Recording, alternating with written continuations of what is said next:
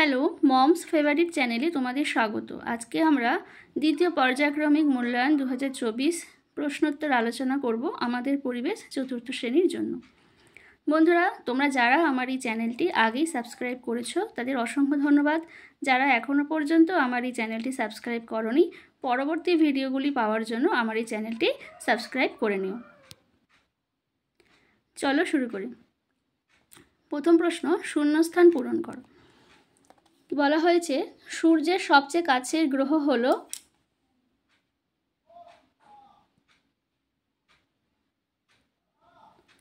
Dash. সূর্যের সবচেয়ে কাছের গ্রহ হলো বুধ। খ, মহাকাশে প্রথম গিয়েছিল যে কুকুরটি তার নাম হলো ড্যাশ। কি হবে না লাইকা। মহাকাশে প্রথম গিয়েছিল যে কুকুরটি তার নাম হলো লাইকা। গয় দাগের প্রশ্ন, চাঁদ হলো একটি ড্যাশ। উত্তর কি হবে না চাঁদ হলো একটি উপগ্রহ। ঘয়ের প্রশ্ন, সূর্য একটি ড্যাশ। তাহলে সূর্য একটি নক্ষত্র। উঙর দাগের প্রশ্ন, বলয় আছে ড্যাশ গ্রহে। তাহলে উত্তর হবে শনি। বলয় আছে শনি গ্রহে। ব্রোঞ্জ হলো তামা আর ড্যাশের মিশ্রণ। কি হবে? ব্রোঞ্জ হলো তামা আর টিনের মিশ্রণ। পূর্ণ বাক্যে উত্তর দাও। কয়ের প্রশ্ন, ছায়ার দৈর্ঘ্য সবচেয়ে ছোট কখন হয়?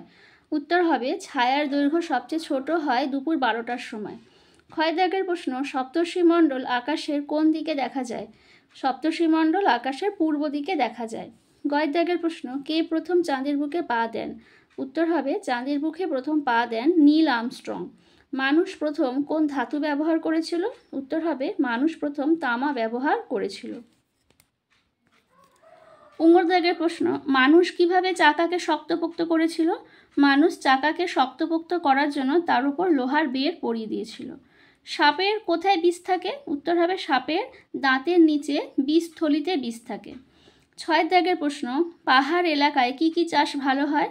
না, পাহাড় এলাকায় ধান, স্কোয়াশ এর চাষ ভালো হয়। এছাড়া ফুল চাষ, কমলালেবু চাষও ভালো হয়। মানুষ প্রথম লোহা পেয়েছে কোথা থেকে? উত্তর, মানুষ প্রথম লোহা পেয়েছে উল্কাখণ্ড থেকে। তিনের দাগের প্রশ্ন, বাম দিকের সঙ্গে ডান দিক মেলাও। বাম দিকে রয়েছে তাঁত শিল্প। তাঁত শিল্প হুগলির শ্রীরামপুরে, রেশম শিল্প মালদার সুজাপুর, মৃৎশিল্প কলকাতার কুমোরটুলি, আর গালা শিল্প পুরুলিয়ার ঝালদা। চারের দাগের সংক্ষিপ্ত উত্তর দাও। কি না, নদীর ধারে জনবসতি গড়ে ওঠার প্রধান কারণ কি কি? না, নদীর ধারে জনবসতি গড়ে ওঠার প্রধান কারণ হলো, এক, নদীতে ভেলা বা নৌকোর সাহায্যে এক জায়গা থেকে অন্য জায়গায় শস্য, কাঠ, পাথর এবং আরও জিনিস বয়ে নিয়ে যাওয়া সুবিধে হয়। দ্বিতীয়ত, জলপথে যোগাযোগ ব্যবস্থার জন্য ব্যবসা বাণিজ্য ধীরে ধীরে উন্নতি হয়েছিল, তাই নদীর ধারে জনবসতি গড়ে উঠেছিল। তারপরে হতে পারে যে নদীর ধারে বসবাস করলে জলের সুবিধে, রান্নার সুবিধে, পানীয় জলের সুবিধে, সেই জন্য নদীর ধারে জনবসতি গড়ে উঠেছিল। আগুন আবিষ্কারের পর মানুষের কি কি সুবিধে হলো? না, আগুন আবিষ্কারের পর মানুষের যে সুবিধেগুলি হলো, প্রথমত আগুন জ্বেলে ঠান্ডার হাত থেকে বাঁচল। দ্বিতীয়ত, অন্ধকারে থাকতে হলো না। তৃতীয়ত, আগুনে খাবার ঝলসে খেতে শিখলো। এতে খাবারে জীবাণু মারা যেত, হজম করা সহজ হলো, আর খাবার সুস্বাদু হলো। আগুনকে সব পশু পাখি ভয় পায়, আর বন্য পশুর হাত থেকে বাঁচতে তারা আগুনের ভয় দেখাতো পশুদের। দাহ্য বস্তু কাকে বলে? উদাহরণ দাও। না, যেসব বস্তুতে আগুন লাগলে সহজেই জ্বলে ওঠে ও অল্প সময় পুড়ে শেষ হয়ে যায় তাকে দাহ্য বস্তু বলে। দহন মানে পোড়া, সেই থেকেই এসেছে দাহ্য কথাটি। উদাহরণ, খড়, শুকনো পাতা, বিচালি, কেরোসিন, পেট্রোল, বাজি তৈরির মশলা, এগুলি হলো সবই দাহ্য বস্তুর উদাহরণ। সাপে কামড়ালে আমাদের কি কি করা উচিত? না, ক্ষতস্থানে বিষ দাঁত লেগে থাকলে তা হালকাভাবে তুলে ফেলা, ক্ষতস্থান জল দিয়ে ভালো করে ধুয়ে ফেলা দরকার। হাতের বাহুতে বা পায়ের উরু অংশে দড়ি হালকা করে বাঁধতে হবে। তবে খেয়াল রাখতে হবে প্রতি 1 বা 1.5 ঘন্টা পরে বাঁধন খুলে আবার যেন হালকাভাবে বাঁধা হয়। সময় নষ্ট না করে দ্রুত হাসপাতালে নিয়ে যেতে হবে।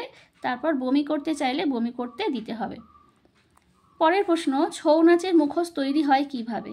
না, আঠালো মাটি, কাগজের মণ্ড, পাতলা কাপড়, চকচক করার জন্য গর্জন তেল, আঠা, ধুনো, পাট, নকল চুল, পাখির পালক, রাংতা, পুঁতি, সালমাচুমকি ও রং ব্যবহার করে ছৌ নাচের মুখোশ বানানো হয়।